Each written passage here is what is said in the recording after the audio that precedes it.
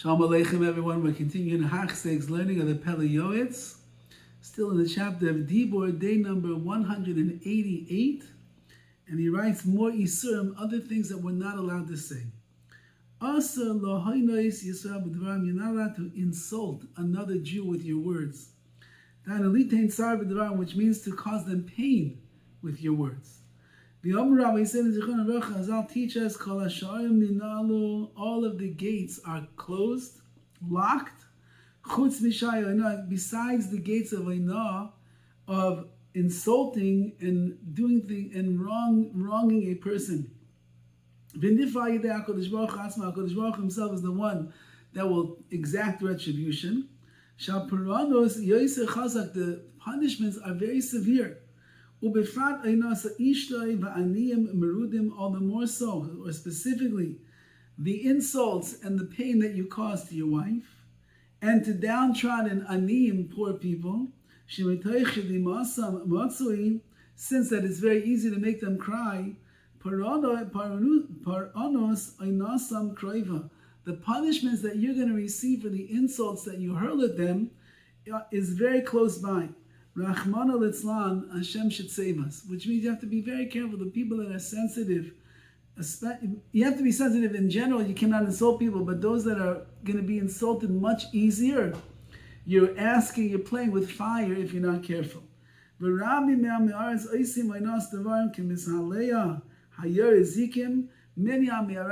people that are unlearned, they throw out these insults.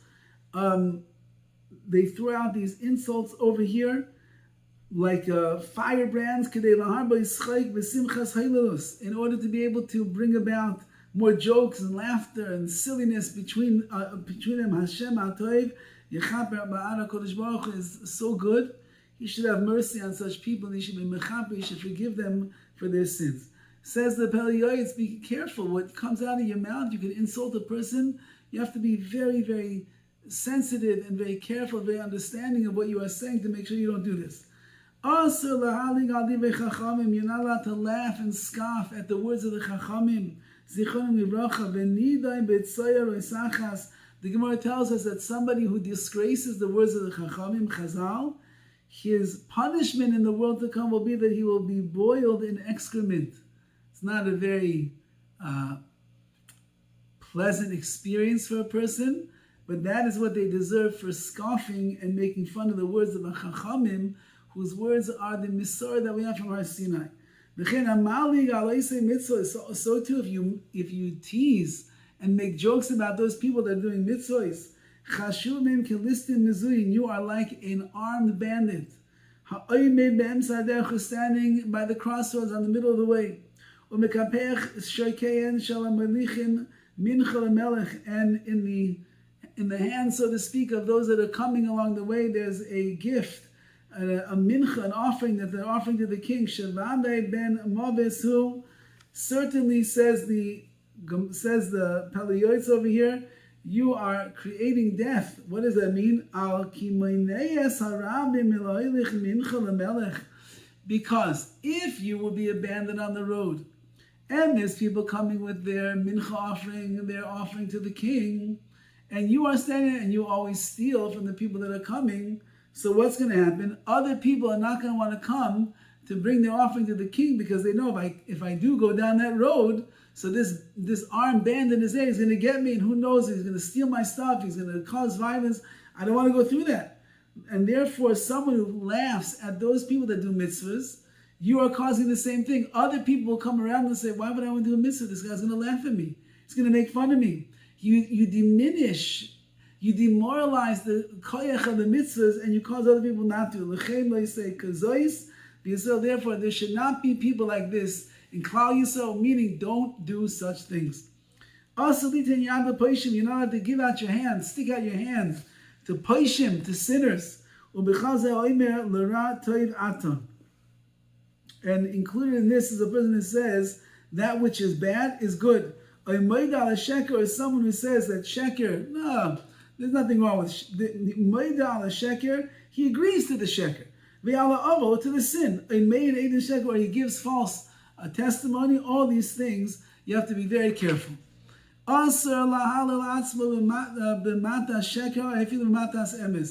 not allowed to praise yourself in praises of sheker, of false praises. So which means you're lying about what you did. You didn't do this thing. You're not so great. You're not so chashiv, but you're praising yourself anyway. But even true praises of truth of things you did, keep it to yourself between you and Hashem. Also, you're not allowed to tell over your righteous acts and your deeds. Let a stranger praise you, but not your own mouth. A Talmid Chacham cannot expose all of his wisdom in order to look good in the eyes of everybody else. Some kind of a haughtiness that's going to sink in. And even if other people come and say, "Oh, he's such a tzaddik, he's such a Talmid Chacham, he's so amazing," it should be mitzvah, you should pain you, and you should lower and humble yourself even more as a result. However, for real Talmid Chachamim, if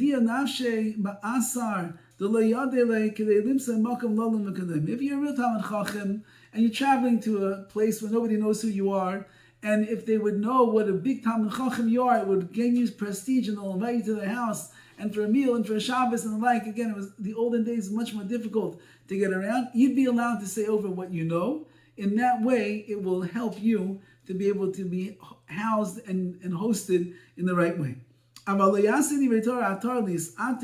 do not make the Torah a crown in which to crown yourself with, meaning to glorify yourself with, not a spade, not a shovel, to be able to dig a hole with, a ditch with, and get other people to fall inside. Don't do such things.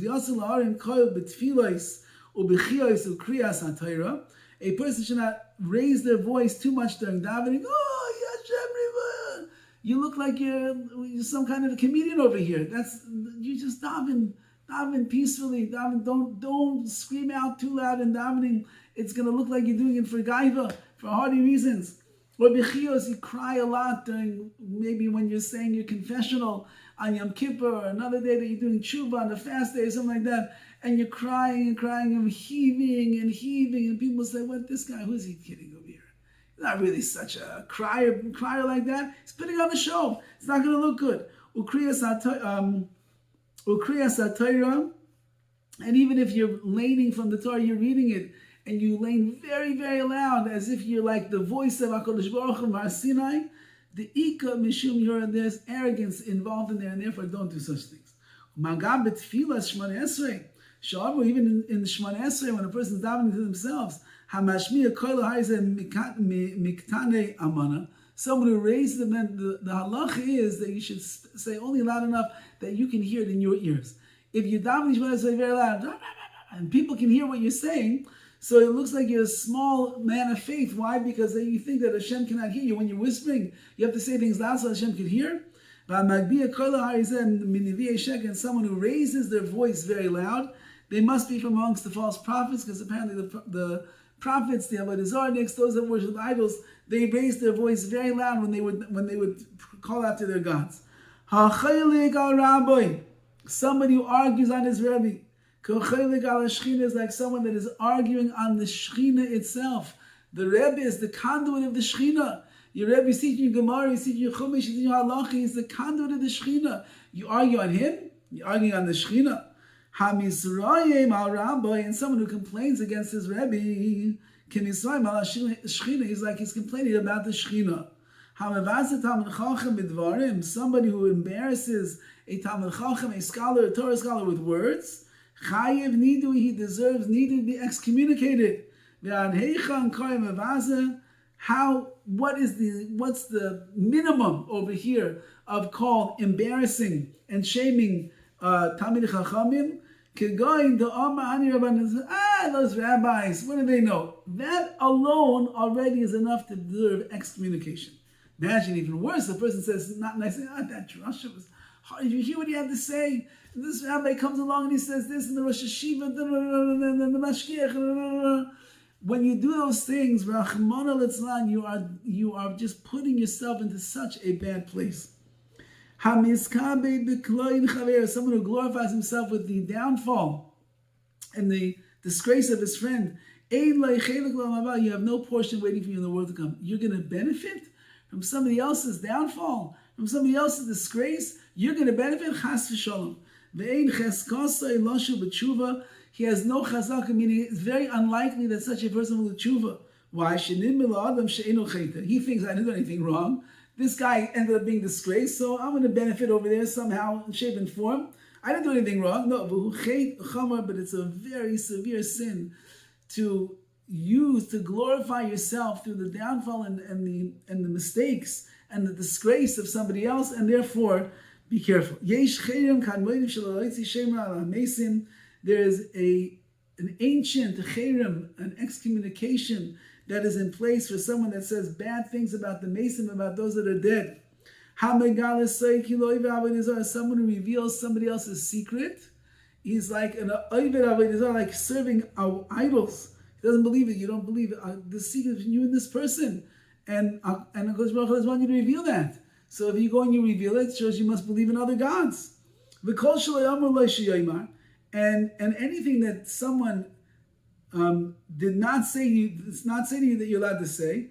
So even though I didn't explain to you that it's really it's a secret, so then you're over on the prohibition of Bal Yom, you're not allowed to say it. So whatever someone confides in you, they say to you, they tell you something that's private, even if they don't tell you that it's a side, it's a secret, and you can't tell it, you're supposed to keep it to yourself anyway. You cannot go spreading it around town. Someone who is degrading over here in his words of Torah, utfilos ubrachos, and his prayers and his brachas, his blessings. Allah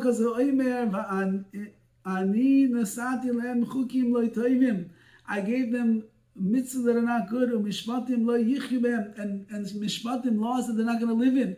If you speak about these things in a degrading way, and you put them down, and you don't see the chashivas, the importance of these words, of these tefillas, of these brachas and the like, it's disappointing to Hashem.